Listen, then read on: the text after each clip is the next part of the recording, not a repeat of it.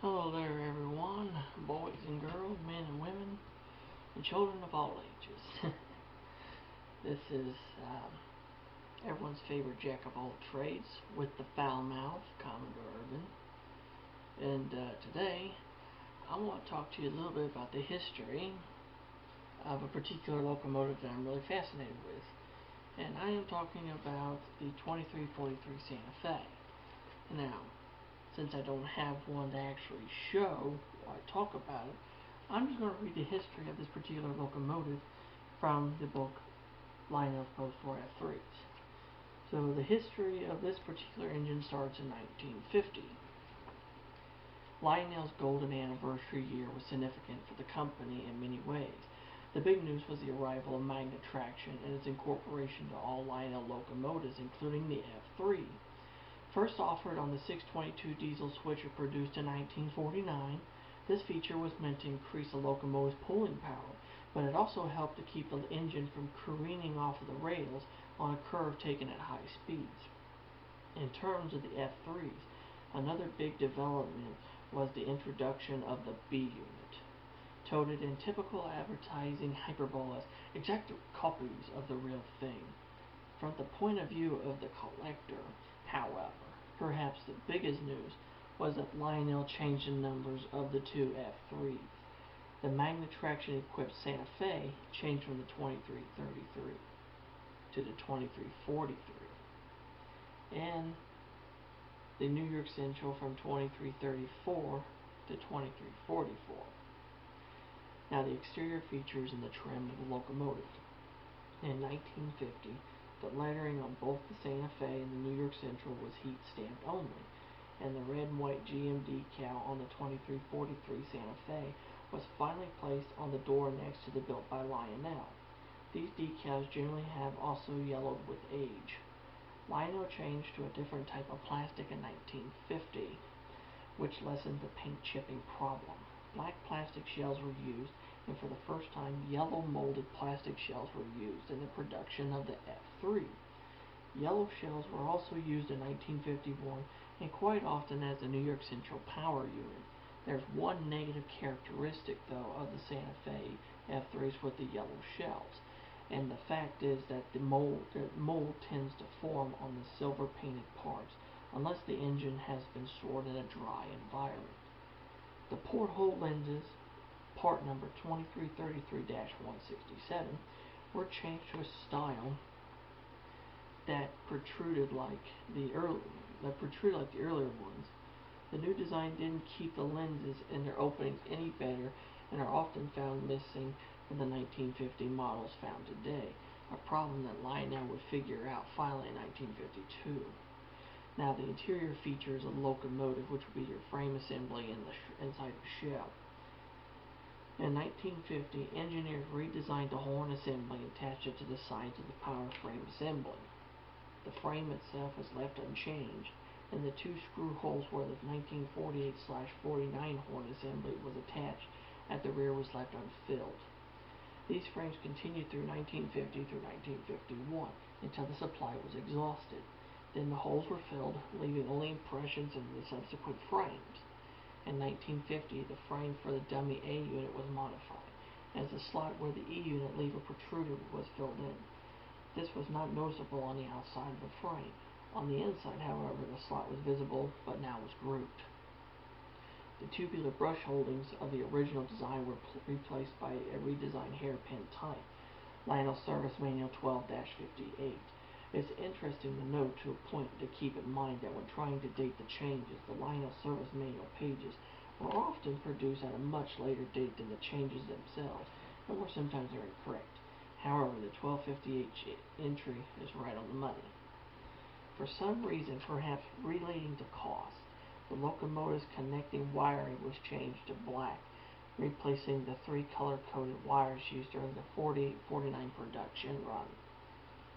The top of the E unit changed slightly as well, and the protective tape was no longer used. Engineers made one simple improvement when they slotted the screw that held the battery swivel plate in place. Now you can use a screwdriver to back it out through the screw, was still knurled for removal by hand. And during the 1950 production year, the speed nut and the twin speed nut became shiny and were no longer blackened, although a transition of parts still occurred. Finally, sometime during 1950, the decision was made to stop scratching the X on the inside of the body shell. Whatever purpose it had served was no longer required. I think it's probably for quality control, honestly. The brand new B units were rubber stamped 2343C for Santa Fe, or 2344C for New York Central, on the underside of the frame. Just like the A units, the B units came supplied with wire cloth ventilators. Some 1950 production later Santa Fe and New York Central B units exist without the appropriate numbers rubber stamped on them. A couple of intriguing thoughts related to the 1950 catalog. A small loose sketch of the Santa Fe war bonnet was one of the 4 elements on the catalog's front cover. The suggestion seems to be that the cars behind it are silver. Could Lionel have been matching the passenger cars in mind at this point? Or was this just an example of artistic licensing? Look also on a photo of the B units at page 26 of the catalog. Silver passenger cars? And here are some of the detailing of the inside of the shell from the production run. Now, like I said, this engine was made from 1950 to 1952. So, of course, we're going to have the 1951, which I will read a little bit about the features of it. The exterior trim, it is the same as the 1950, although the GM decal generally appears to have stayed brighter. Now, the interior of it, the easiest way to tell the difference between a 51 F3 and a 50 model is to examine the roller pickups. In 1951, Lionel had changed from the larger 622-138 type to the smaller 2343-95 type. On the inside of the shell, the 2 support columns, or the mounting bosses, where the shell is screwed to the frame, they were made noticeably larger. This change was actually made near the end of 1950 production year, about the time the mysterious X disappeared. The trucks on the dummy A unit were redesigned, and the Lionel Corporation nameplate and truck pivot plate were removed. The 1951 B unit was still physically the same as the 1950 unit, although Lionel increased the price from $11.95 to $13.75.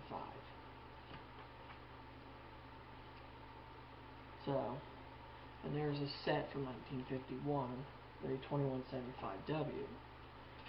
Now we're going to look at finally the 1952 manufacturer for the and also 1952 was the year that they released the 2190W Super Speedliner set to compete with the passenger cars made by AMT. So now finally the 1952 production of the 2343, which was the final year. In 1952, the exterior features and trim, Lionel began to paint and decorate their F3s using gray plastic shells. Rather than remove the shell or scratch the paint to determine the color of the molded plastic, simply look at the outside of the cabs. In 1952, F3s never used the newer snap-in porthole window, which was the 2343-133, and the smaller black and white GM decal. However, keep in mind the transition principle. Lionel experimented by using the same new features on some late 51 models in the Santa Fe. As a defining characteristic, then look for the gray shell. Some of the New York Central nose decals have an orange appearance, and the Santa Fe nose decals are somewhat different as well. The S in Santa Fe was noticeably different, looking more like a backward Z, which is prototypical to Santa Fe. The same style decal shows up again in the 1960s. Now the interior features. Distinguishing between the 1951 and 52 production is very difficult in the regard, except for a couple of changes made late in the run when the Western Pacific was being assembled. To this point, the realistic diesel horn had been manufactured by the Delta Electric Company of Marion, Indiana. The manufacturer's name and location were stamped on the top of the horn. Some of the Western Pacifics, however, show up with a similar horn, but without the manufacturer's name on top, and with Lionel Corporation's name and location stamped on the bottom. Also, the tabs that hold the battery cover in place face upwards instead of down. Finally, another change that could easily go unnoticed was the lengthening of the 2 rear mounting screws used for the Western Pacific. It's possible the longer screws could have been used on both Santa Fe and the New York Central model as well. I've examined only one verifiable Santa Fe. That's the author talking, not me. The new screws are 9/16 inch long pinhead type. The shorter ones are 1 1/2 inch flat head. And these are the shell types of the different types. So, and that's basically it for the 2343 Santa Fe. Now I'll read one more little characteristic here from, during 1951, Lionel in 1950 cataloged 22 sets, and in 1951 only 13. But it says but it says here, Lionel was simply producing a smaller variety of items, though in greater quantities. And it says here that we could draw on some conclusions about the production numbers based on the boxes that are available in the collector's market. There appears to be an abundance of 2175W set boxes from 1951 as compared to 1950. Remember, there were 2 Santa Fe sets offered for sale in 1950, but only 1 in 51. This would seem to support the hypothesis that in 1951, Lionel increased the number of set unit sales while decreasing the total number of sets available, and support the conclusion to the observation that it appears to be a lot more Santa Fe New York Central F3s available on the collector market with the 1951 style pickup rollers than the 1950 style rollers. So there you go, have it, guys. A little bit of history of the 2343 Santa Fe, 50, 51, and 52. I hope you guys learned something, just like I did.